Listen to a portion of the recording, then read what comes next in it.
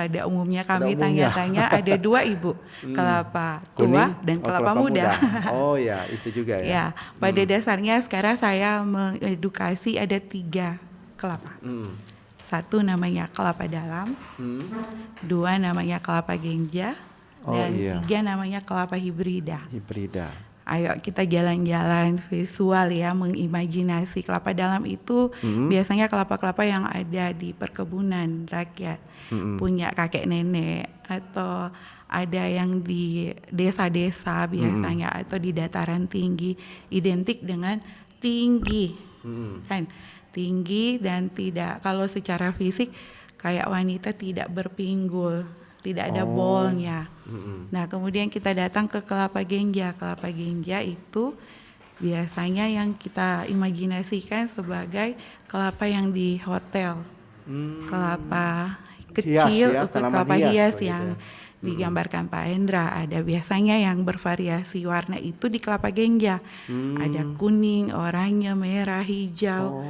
Jalan-jalan sedikit lah Itu ke besarnya Besi juga ya Pepa. Bu ya kalau genja Lebih kan? kecil, Lebih kecil begitu. dibandingkan kelapa dalam. Nah, baru datang ada kelapa hibrida.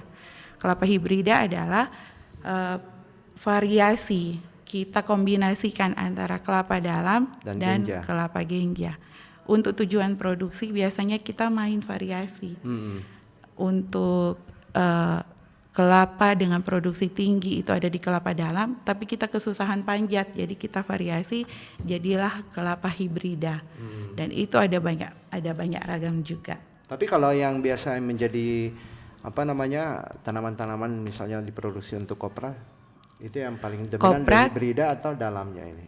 Kelapa hibrida dan kelapa dalam karena ukuran kelapanya besar, Pak. Yang seperti kita temui pada dasarnya. Kalau kelapa genja itu ukuran kelapanya kecil sehingga kita mengarahkan itu biasanya ke gula kelapa atau kelapa muda segar, pamugar. Yang kita konsumsi di hotel-hotel ala-ala bos-bos gitu. Atau yang kalau di Bali tinggal tambah cap sedikit langsung naik jadi 1 juta per butir. Oh ya.